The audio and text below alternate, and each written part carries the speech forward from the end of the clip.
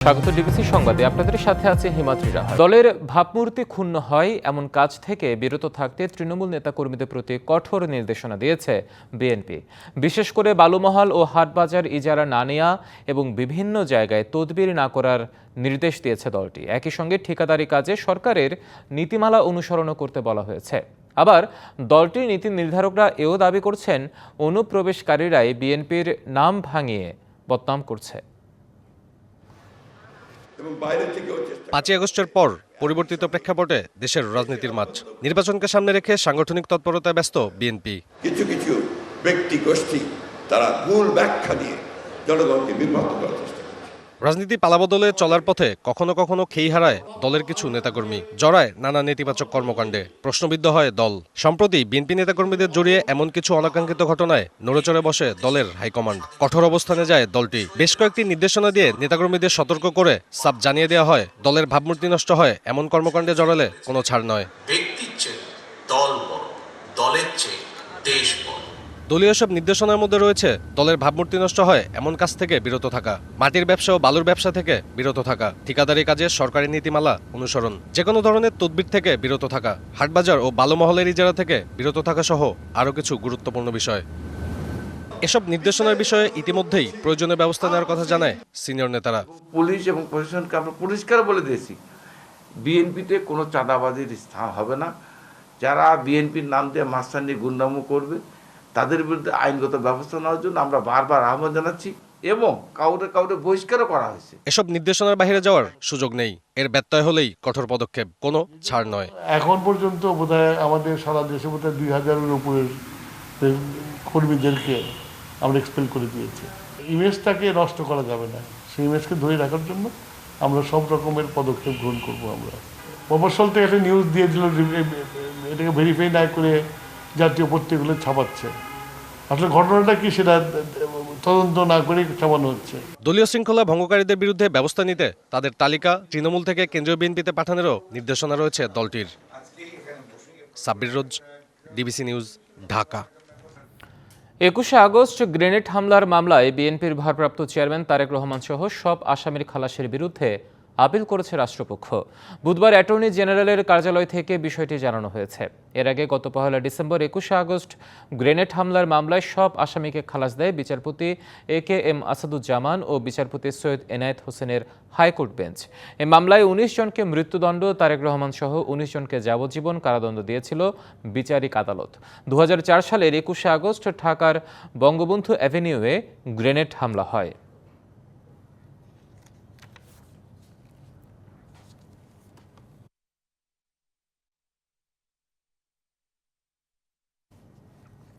অবৈধ অস্ত্র রাখার মামলায় 17 বছর সাজা থেকে খালাস পেয়েছেন সাবেক স্বরাষ্ট্র প্রতিমন্ত্রী লুৎফুজ্জামান বাবর। বিচারিক আদালতের দেয়া সাজার বিরুদ্ধে হাইকোর্টে আপিলের পর বুধবার এই রায় দেয় উচ্চ আদালত। বিচারপতি মোস্তফা জামান ইসলাম ও বিচারপতি নাসরিন আক্তারের দ্বৈত বেঞ্চ এই রায় ঘোষণা করে। সেনা সমর্থিত সাবেক তত্ত্বাবধায়ক সরকারের আমলে 28 মে বাবরের গুলশানের বাসা থেকে অবৈধ অস্ত্র ও গুলি উদ্ধার করার অভিযোগে একই বছরের 3রা জুন এ মামলা হয়। একই বছরের 30 অক্টোবর ঢাকার মহানগর 9 নম্বর বিশেষ ট্রাইব্যুনাল আদালত বাবরকে 17 বছরের কারাদণ্ড দেয়। এই রায়ের বিরুদ্ধে তিনি হাইকোর্টে 2007 সালেই আপিল করেন।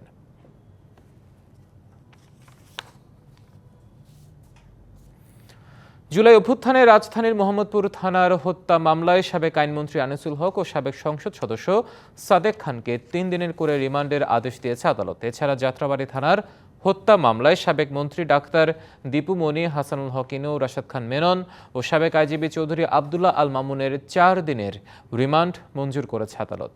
বুধবার সকালে শুনানি শেষে আদেশ দেয় ঢাকার মেট্রোপলিটন ম্যাজিস্ট্রেট শাহিন রেজার আদালত। একই আদালতে যাত্রাবাড়ী থানার 16টি পৃথক মামলায় গ্রেপ্তার দেখানো হয় দীপু মনি, হাসানুল হক ইনু, রাশেদ খান মেনন, চৌধুরী আবদুল্লাহ আল মামুন, যাত্রাবাড়ী থানার সাবেক ওসি আবুল হাসান ও ডিএমপির সাবেক সহকারী কমিশনার তানজিল আহমেদকে। আর আদাবর থানার মামলায় গ্রেপ্তার দেখানো হয় সাবেক সংসদ সদস্য সাদেক খানকে।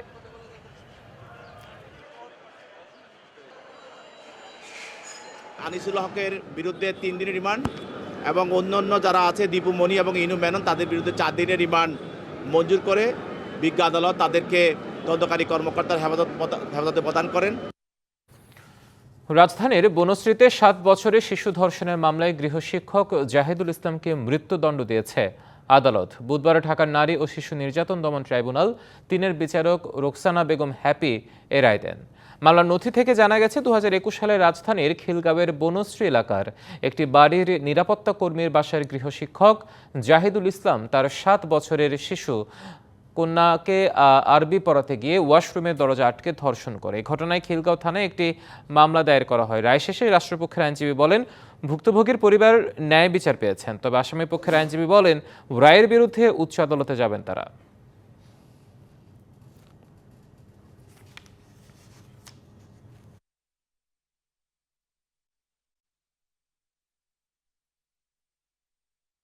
ধর্ষণ আইন সংশোধনের 10 দফা দাবি জানিয়েছে ধর্ষণ আইন সংস্কার জোট। সকালে রাজধানীর জাতীয় প্রেস ক্লাবে ধর্ষণ ও নির্যাতন আইনগত সুরক্ষায় করণীয় শীর্ষক মতবিনিময় সভায় এই দাবি তুলে ধরেন জোটের নেতারা।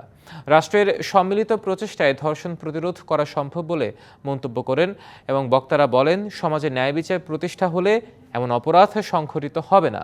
এ বিষয়ে এদেশের সাধারণ মানুষের মধ্যে সচেতনতা বাড়াতে হবে বলেও মনে করেন বক্তারা। এছাড়া অপরাধীদের দৃষ্টান্তমূলক শাস্তি নিশ্চিত করতে সরকার যেন আন্তরিক হয়, এমন মন্তব্যও তাদের।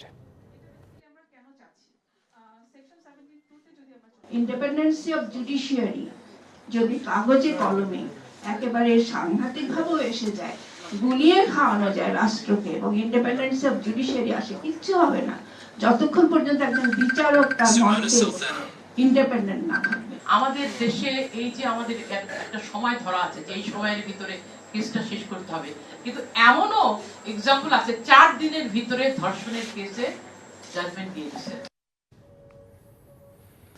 খুচরায় ডিমের ডজন সর্বোচ্চ 120 টাকা। সস্তায় ডিম পেয়ে ভোক্তা খুশি হলেও আর উৎপাদন খরচের চেয়েও দাম কমে যাওয়ায় মাথায় হাত পড়েছে খামারিদের। প্রান্তিক খামারি ডিম বিক্রি করছে মাত্র 72 টাকা ডজনে। মাঝের 48 টাকায় যাচ্ছে মধ্যস্বত্বভোগীর পকেটে।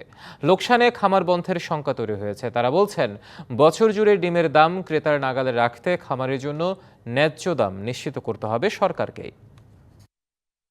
রাজধানীর খুচরা বাজারে ডিমের ডজন 120 টাকা।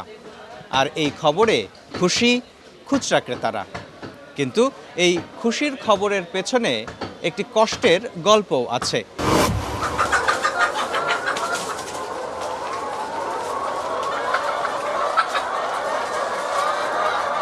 টাঙ্গাইলের প্রান্তিক খামারগুলোতে ডিম বিক্রি হচ্ছে 72 টাকা ডজন দরে। খামারিরা বলছেন, মুরগির দাম, খাবার খরচ ও শ্রমিকের মজুরি মিলিয়ে উৎপাদন খরচও উঠছে না ডিম বিক্রি করে। লোকসানে থাকা খামারি চিন্তা করছেন খামার বন্ধ করে দেয়ার। 6 টাকা বাজার, এখন দুধক কোথায়, ফেসবুকের লোকজন কোথায়? আসেন আমাদের দিকে এগিয়ে আসেন। সরকারে একটা রেট বাধাই দিয়েছিল, ওই রেটে কোনো ডিম বিক্রি হচ্ছে না। এখন প্রতিদিন একটা ডিমে 3 টাকা লস হচ্ছে, অর্থাৎ 1000 মুরগিতে 30,000 টাকা লস। এরকম যদি চলতে থাকে দিনের পর দিন, এটা একটা সময় এমন হবে যে দেশে আর কোনো খামার থাকবে না। তবে প্রান্তিক উদ্যোক্তার এ কষ্ট মানতে নারাজ রাজধানীর ভোক্তা। তাদের অভিযোগ, খামারি নাকি সিন্ডিকেট করে দাম বাড়ায়। বেশি বাড়লে আমাকে সমস্যা হয় না, আমাকে তো কিনতে কষ্ট হয়ে যায়। খামারিরা হলো সিন্ডিকেট আর কি, এরা তো সবসময় লস দেখি কেউ বেছে, এটা হলো তাদের অবাস্তবতা। 200-250 টাকা যে হইবে ডিমের ডজন, এটা আশা করি না। তবে দাম বিশ্লেষণ করলে দেখা যায়, খামারির 72 টাকা ডজনের ডিম ভোক্তা কিনছেন 120 টাকায়, যার 48 টাকায় যাচ্ছে মধ্যস্বত্বভোগীর পকেটে। 4 রাত বদলে হওয়ার পরে আমরা 4 রাতের মাথায় আমরা পড়ি যে পর্যায়ে ডিমের দামটা আছে, খামার ওলা মনে হয় না যে খামারটা রাখবো, বন্ধ করে দিব। উদ্যোক্তারা বলছেন, ত্রুটিপূর্ণ বাজার ব্যবস্থার কারণে লোকসানি খামার বন্ধ হলে কমবে উৎপাদন। তখন দাম অস্বাভাবিক বাড়বে, যে মুনাফার বড় অংশই যাবে মধ্যস্বত্বভোগীর কাছে। আমরা আসল জায়গায় হাত দিচ্ছি না, আমরা সিমটমগুলোতে হাত দিচ্ছি। কিন্তু আসলে যেখানে সমস্যা না, সেখানে কিন্তু আমরা বারবার বলেও কিন্তু কোনো রেজাল্ট পাচ্ছি না। আমরা একটা মেকানিজমের মধ্যে আনতে হবে যেটা কন্টিনিউয়াসলি সেলফ রেগুলেটিং এবং এটার জন্য জবাব দিতে থাকবে। এ অবস্থায় উদ্যোক্তার লোকসান না করে বছরব্যাপী ডিমের দাম ভোক্তার নাগালে রাখতে সরকারকে কার্যকরী উদ্যোগ নেয়ার তাগিদ দিলেন তিনি। ডিমান্ড কত আছে সেই অনুসারে যদি প্রোডাকশনটা এনশিওর করা যায়। মোস্তফা মাহবুব, ডিবিসি নিউজ, ঢাকা।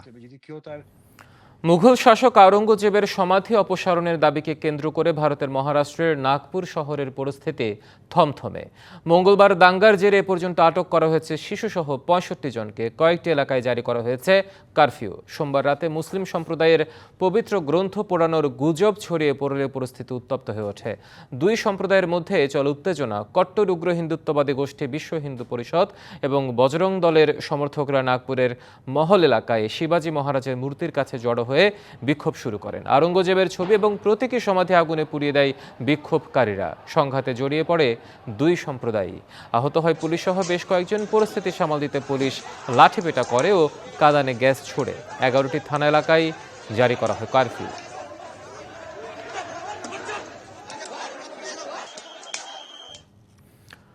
প্রতিবেশী দেশ ভারতের নাগপুরে দাঙ্গা একান্তই দেশটির নিজস্ব বিষয়, তবে বাংলাদেশের ইস্যুতেও ভারত নাক গলাবে না, এমনটাই আশা আন্তর্জাতিক সম্পর্ক বিশ্লেষকদের। তবে ভারত ও বাংলাদেশ উভয় দেশের বিশ্লেষকরাই মনে করেন এই ধরনের ঘটনা কোনো রাষ্ট্রেই ঘটা উচিত নয়।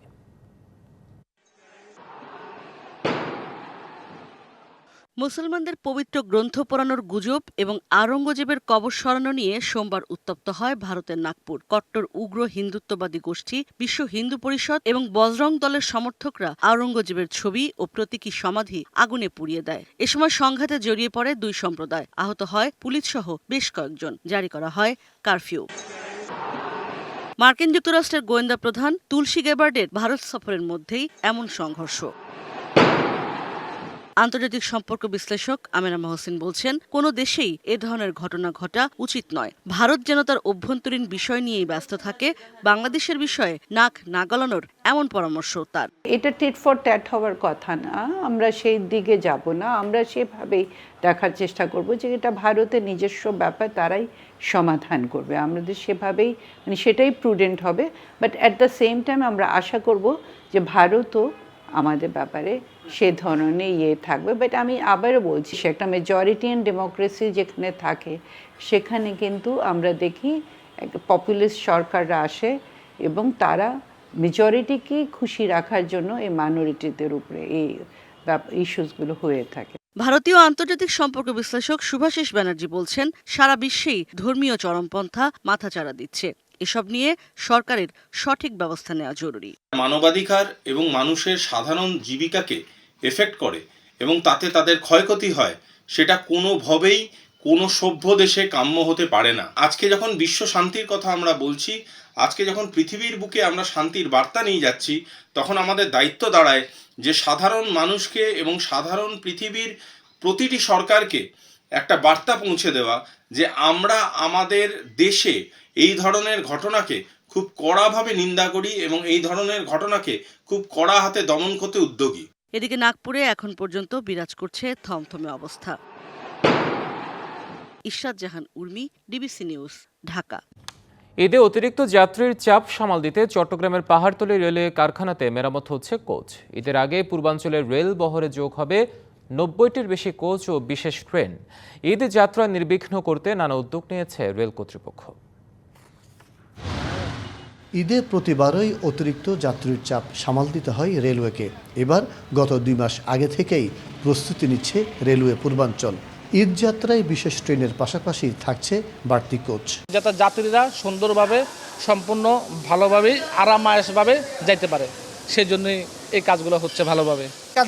কাজের চাপ অনেক বেড়ে গেছে, তাই আমরা অনেক কাজ করতেছি। এটা ফিট লাইন, আমরা কাজ শেষ করার পরে এখানে আসে গাড়িগুলো, এখান থেকে ফিট দেখানোর পরে গাড়িগুলো ছাড়ে। এই রুটে ট্রেনে প্রতিদিন গড়ে চলাচল করেন প্রায় 10,000 যাত্রী। ঈদ এলে তা বেড়ে যায় দ্বিগুণ। ঘরমুখ মানুষের চাপ বিবেচনায় নিয়ে পাহাড়তলীতে চলছে কোচ মেরামতের কাজ। এইগুলি পবিত্র ঈদুল উপলক্ষে জনগণের সুবিধার্থে প্যাসেঞ্জাররা যেন কষ্ট না করে, জনগণের যেন কোনো দুর্ভোগ না হয়, সেই পরিপ্রেক্ষিতে আমরা এই পরিশ্রমগুলি করে যাচ্ছি। প্রস্তুত আছে 100টি ইঞ্জিন। ট্রেনের শিডিউল বিপর্যয় ঠেকাতে গঠন করা হচ্ছে মনিটরিং সেল। সেই সঙ্গে আছে পেট্রোলিংয়ের ব্যবস্থা। দুর্ঘটনাস্থলে দ্রুত পৌঁছাতে সার্বক্ষণিক প্রস্তুত থাকবে রিলিফ ট্রেন। যাত্রী সেবা নির্বিঘ্ন করতে আমরা বিভিন্ন যে এক্সট্রা গাড়িগুলো, এক্সট্রা কোচগুলো আমরা সংযোজন করব। এগুলো ঈদের আগেও আমাদের বিভিন্ন ট্রেনের সাথে সংযুক্ত হয়ে চলাচল করবে এবং ঈদের যেন মানুষ ঈদ পালন করে আবার তারা যার যার কর্মস্থলে ফিরে যেতে পারে, সে কারণে ঈদের পরও এই কোচগুলো আমাদের ট্রেনের সাথে সংযুক্ত থাকবে। গত বছর ঈদের সময় পাহাড়তলী কারখানাতে ৯৫টি কোচ মেরামত করে যাত্রী পরিবহন করা হয়েছিল।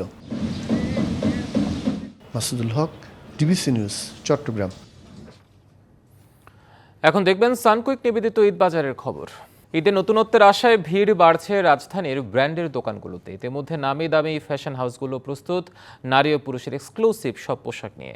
রয়েছে দেশি বিদেশি পাঞ্জাবি, শেরওয়ানি, জুতা ও শার্টের চোখ ধাঁধানো আয়োজন। এবারের ঈদে ছেলেদের জন্য রয়েছে এক্সক্লুসিভ ব্র্যান্ডের পোশাকের পসরা।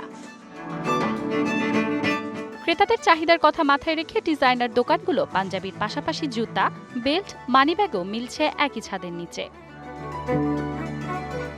ভারতের কারুকাজ করা পাঞ্জাবিও জায়গা করে নিয়েছে তালিকায়। আমাদের ঈদের যে ট্রেন্ডিং অ্যান্ড এক্সক্লুসিভ কালেকশনগুলো, এগুলো ম্যাক্সিমামই বোম্বে এবং ইন্ডিয়া থেকে, কলকাতা থেকে আসে। সেগুলো কাস্টমার খুবই পছন্দ করে এবং খুবই কাস্টমার এগুলো চাহিদা থাকে। অন্য বারের থেকে এবার একটু চেঞ্জ করেছি আমরা, যেমন সুতি ভিতরে কিছু কালেকশন করেছি, কিছু আপনার জামি ওয়ারের ভিতরে কালেকশন করেছি, কিছু জারদোসি এবং কাঠচুপি এগুলোর ভিতরে কিছু কালেকশন করেছি, যেটা গতানুগতিক অন্য বারের মতো একটু চেঞ্জ করেছি আমরা। দেশি পণ্যের ভিড়ে নামি দামি ব্র্যান্ডেড কাপড়ে আস্থা ক্রেতাদের। ঈদের কালেকশন খুব ভালো উঠছে, পছন্দ হচ্ছে, আশা করি নিব। হাজব্যান্ডের সাথে এসেছি, মেন্স কালেকশন দেখছি, কালেকশন খুব চমৎকার নিয়েছি, মোটামুটি যা নেওয়া হয়ে গেছে। ঈদের কালেকশনগুলি ভালো, আর নিচ্ছি হলো গিফটের জন্য। মানজু মাফরোজ নীলিমা, ডিবিসি নিউজ, ঢাকা। এখন দেখবেন ফ্রেস্কো কন্টেইনার নিবেদিত ভিন্ন রকম ইফতারের খবর। রাজধানীতে জমজমাট ইফতার বাজার। পছন্দের ইফতার সামগ্রী কিনতে হোটেল ও রেস্তোরাঁয় ভিড় করছেন ক্রেতারা। Haleem, luchi, chicken roast, grill chicken, Thai chicken সহ 20 থেকে 21 আইটেমের মুখরোচক ইফতার সামগ্রীর পসরা সাজিয়ে রাখেন দোকানিরা। সেখান থেকে নিজেদের পছন্দের ইফতার কিনে নিচ্ছেন ক্রেতারা। গুলশান এলাকার বাসিন্দারা দুপুরের পর থেকে অফিস ছুটির পর পরিবারের সাথে ইফতার করতে বাড়তি কিছু কিনতে ভিড় জমাচ্ছে দোকানগুলোতে। পরিবার ও স্বজনদের নিয়ে অনেকেই আসেন। খাবারের বৈচিত্র্য আর গুণাগুণ যাই হোক না কেন, গুরুত্ব দিচ্ছেন মানের। ভ্যারাইটিস বা ডিফারেন্ট টাইপের খাবার ট্রাই করতে। দামও ঠিক আমাদের নাগালের ভিতরে আছে। গেস্টটা মেহমানটা একটু বেশি হয়, ওই সময় আসলে এটা চাপটা পড়ে বেশি। সবাই একটু এক্সেপশনাল একটা খাবার খেতে চায়, সেই ক্ষেত্রে আমরা চাই যে একটু এক্সেপশনাল খাবার এইখান থেকে পাবো, সেই জন্যই এখানে আসা এবং কেনা। দোকানিরা বলছেন আগের তুলনায় এবছর বেচা কেনা বাড়ার পাশাপাশি বেড়েছে ক্রেতাও। 10 রমজানের পর থেকে ক্রেতার সংখ্যাটা একটু বাড়তেছে আস্তে আস্তে, তো বিক্রি ভালো দিকে যাচ্ছে এখন। গরুর চাপ, খাসির চাপ, বডি কাবাব, লুচি, এই জিনিসটাই বেশিরভাগ আমাদের। আর দই বড়াটা গতবারের যে রেট ছিল এবারও সেই রেটই রাখা হয়েছে। দেশের পরিস্থিতি অনুযায়ী মোটামুটি ভালো আছে। দিনভর সিয়াম সাধনার পর ইফতার টেবিলে ভিন্ন রকম আয়োজনের জন্য ভিড় করছে রাজধানীর হোটেল ও রেস্তোরাঁগুলোতে। মাহমুদুল হাসান আজিম, ডিবিসি নিউজ, ঢাকা। রমজান উপলক্ষে বিএনপির ভারপ্রাপ্ত চেয়ারম্যান তারেক রহমানের নির্দেশে ফরিদপুর শহরে 17 নং ওয়ার্ডের বাসিন্দাদের মাঝে ঈদ উপহার বিতরণ করা হয়েছে। এ সময় দলের চেয়ারপারসন বেগম খালেদা জিয়ার রোগ মুক্তি ও সুস্বাস্থ্যের জন্য ইফতার ও দোয়া মাহফিল আয়োজন করেন 17 নং ওয়ার্ড বিএনপির সভাপতি সৈয়দ রেজাউল করিম। প্রধান অতিথি ছিলেন জাতীয়তাবাদী মহিলা দলের যুগ্ম সাধারণ সম্পাদক চৌধুরী নয়াব ইউসুফ। আরও উপস্থিত ছিলেন ফরিদপুর জেলা স্বেচ্ছাসেবক দলের সদস্য সচিব শাহরিয়ার শিথিল ও জেলা ছাত্র দলের সভাপতি কৌশিক আহমেদ অনিক সহ বিএনপি ও অঙ্গ সংগঠনের নেতাকর্মীরা। ব্রিটেন অভিবাসীদের জন্য দিন দিন কঠোর হচ্ছে সরকারি নিয়মনীতি। কাগজপত্রহীন অভিবাসীদের পাশাপাশি বৈধদের ক্ষেত্রেও কঠোর হচ্ছে সরকার। শুধু কনজারভেটিভ নয়, এবার ক্ষমতাসীন লেবার পার্টিও অভিবাসন ইস্যুতে কঠোর অবস্থান নিচ্ছে। এতে সবচেয়ে কঠিন পরিস্থিতির মুখে অসংখ্য বাংলাদেশি। অভিবাসন প্রত্যাশীদের কাছে যুক্তরাজ্য এক আশার আলো। তবে স্টারমার প্রশাসনের নিত্য নতুন আইনের কারণে সেই আশায় যেন ঘুরে বালি। ব্রিটিশ সরকার অভিবাসন সংকট মোকাবেলায় একের পর এক নতুন আইন প্রণয়ন করছে। বিশেষ করে অবৈধ অভিবাসীদের বিরুদ্ধে স্টিম রোলার চালাচ্ছে বর্তমান সরকার। সাধারণত লেবার পার্টিকে অভিবাসন বান্ধব দল হিসেবে বিবেচনা করা হলেও এখন দেখা যাচ্ছে তার উল্টো চিত্র। বিশেষজ্ঞদের ধারণা, রাজনৈতিক চাপে পড়েই তারা এখন অভিবাসন নীতিতে কঠোর মনোভাব নিচ্ছে। লেবার পার্টি যদিও প্রচলিতভাবে অনেকটা এইরকম একটা কনসেপ্ট সব জায়গাতে আছে যে ইমিগ্রেন্ট বান্ধব, আসলে বাস্তবতা সবসময় ছিল কিছুটা ভিন্ন। আর আপনি যখন প্র্যাকটিক্যালি এক্সিকিউট করতে যাবেন তখন আপনার অনেকগুলা চ্যালেঞ্জ আপনার সামনে আসে, economical challenge, legal challenge and political challenge. এদিকে অবৈধ কর্মী নিয়োগের বিরুদ্ধে হোম অফিসের জিরো টলারেন্স নীতির ফলে রেস্টুরেন্ট মালিকদের মধ্যে ভয় ও উদ্বেগ বাড়ছে। প্রতিষ্ঠানে চলছে ব্যাপক ধরপাকড়। এই নতুন নীতির ফলে জনপ্রতি প্রায় 60,000 পাউন্ড পর্যন্ত জরিমানার মুখোমুখি হতে পারেন তারা। মালিকরা এখন একদিকে সরকারের জেরার মুখে, অন্যদিকে তাদের ব্যবসা চালানো নিয়ে শঙ্কিত। সরকার যে ইমিগ্রেন্ট বিরোধী অথবা ইমিগ্রেন্টের স্বার্থ বিরোধী অথবা তাদের মতে ন্যায়ভিত্তিক যে কাজটা তারা করতেছে, এটা ইমিগ্রেন্টদের উপর বিশাল একটা প্রভাব ফেলতেছে। স্বভাব ফেলার একটা কারণ হচ্ছে থেকে ইমিগ্রেন্ট যদি তারা কঠোর করে, এটা ডাইরেক্ট এবং ইনডাইরেক্ট একটা অর্থনীতির উপর প্রভাব ফেলে। কিন্তু কেউ যদি কোনো রেস্টুরেন্টে বা কোনো শপে কাজ করে, যে কাজের পারমিশন নাই বা কাজের পারমিশন আছে বা ওই কাজের জন্য যে অ্যালোকেটেড না, তখন ডিটেক্ট হয়ে গেলে সেই রেস্টুরেন্ট বা সেই শপের বিরুদ্ধে পার পার্সনের জন্য 60,000 সিভিল পেনাল্টি ইম্পোজ করা হয়। সরকারি পরিসংখ্যান অনুযায়ী গত বছর প্রায় 4,000 রেস্টুরেন্ট ও অন্যান্য ব্যবসা প্রতিষ্ঠানে অভিযান চালিয়ে 1200-র বেশি অবৈধ কর্মীকে শনাক্ত করেছে British home office. DBC news desk. খেলার খবর। দলের সাথে ফটো সেশন সারলেন হামজা চৌধুরী। এরপর কথা বলেন গণমাধ্যমের সঙ্গে। জানালেন দেশের কাছে কিছু চাওয়ার নেই তার। খেলতে এসেছেন লাল সবুজের হয়ে। ভারত ম্যাচের আগে আত্মবিশ্বাসী পিএল তারকা বললেন আস্থা আছে কোচের ওপর। ঢাকা একটি হোটেলে বাংলাদেশ দলের সঙ্গে প্রথমবারের মতোই অফিসিয়াল ফটো সেশন তিনি করলেন। সন্ধ্যায় বসুন্ধরা কিংস অ্যারেনায় দলীয় অনুশীলনে নামবেন হামজা। অনুশীলনে নামার আগে সাংবাদিকদের জানালেন দেশের প্রতি তার অনুভূতির কথা। এছাড়া ভারত ম্যাচ নিয়েও আত্মবিশ্বাসী তিনি। এদিকে দলের অধিনায়ক জামাল ভুঁইয়া জানান, ভারতের কিংবদন্তি ফুটবলার সুনীল ছেত্রীর অবসর ভেঙে আবার ফেরাটা মোটেও ভাবাচ্ছে না তাদের। বাংলাদেশ দলে এখন একজন ইপিএলে খেলা ফুটবলার আছেন।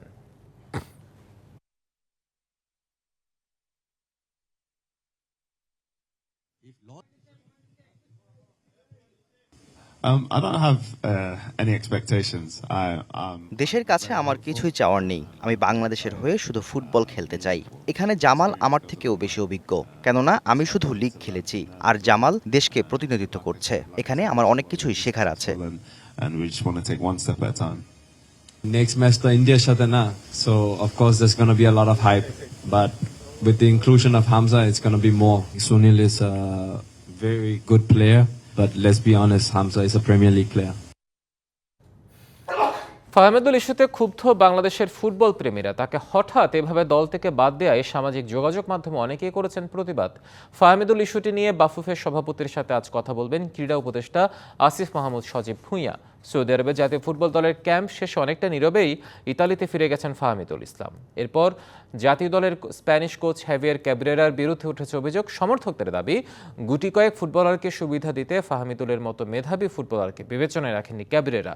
এদিকে কোচ দাবি করেছেন বয়স অল্প হওয়াতেই তাকে দলে রাখেননি স্প্যানিশ কোচ, যা নিয়ে এখন রীতিমতো সমালোচনার মুখে পড়েছেন ক্যাব্রেরা।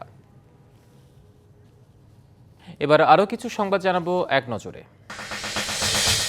কিশোরগঞ্জের একরামপুরে ভাঙাড়ির দোকান থেকে পরিত্যক্ত মর্টার শেল উদ্ধার করেছে পুলিশ শনাক্ত করে খবর দিলে সেনাবাহিনী ঘটনাস্থলে গিয়ে মর্টার শেলটি বালু চাপা দিয়ে রাখে। ঢাকা থেকে বোম ডিসপোজাল টিম গিয়ে এটি ধ্বংস করবে।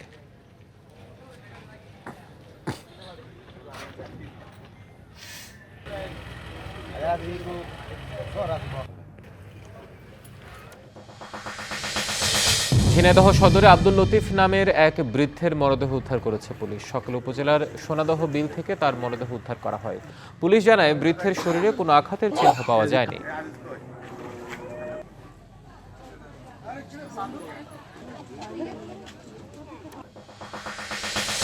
সাভারের হিমায়তপুরে ডাকাতির প্রস্তুতির সময় দুলাল, মনির, ইব্রাহিম, হাসান ও মিলন নামে 5 জনকে গ্রেপ্তার করেছে ঢাকা জেলা উত্তর গোয়েন্দা পুলিশ। দুপুরে প্রেস বিজ্ঞপ্তিতে পুলিশ জানায়, তাদের কাছ থেকে 2টি পিকআপ ও বিভিন্ন ধরনের দেশীয় অস্ত্র জব্দ করা হয়েছে।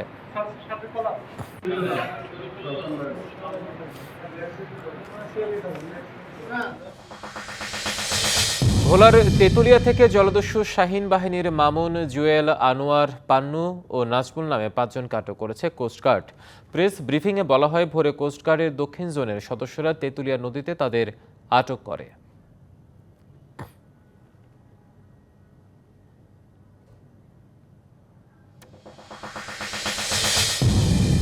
লোহিত সাগরে আবারও মার্কিন জাহাজে হামলা চালিয়েছে ইরান সমর্থিত হুথি বিদ্রোহীরা। 72 ঘন্টায় এ নিয়ে চতুর্থবার হামলা চালালো হুথিরা।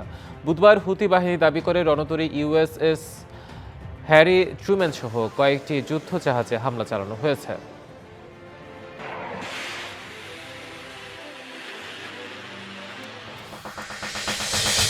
ডিবিসি সংবাদে এ ছিল এখনকার মতো। ডিবিসি নিউজের সংবাদগুলো পড়তে ভিজিট করুন dbcnews.tv আর ভিজিট করুন ডিবিসির ফেসবুক পেজ এবং ইউটিউব চ্যানেল। সঙ্গে থাকুন।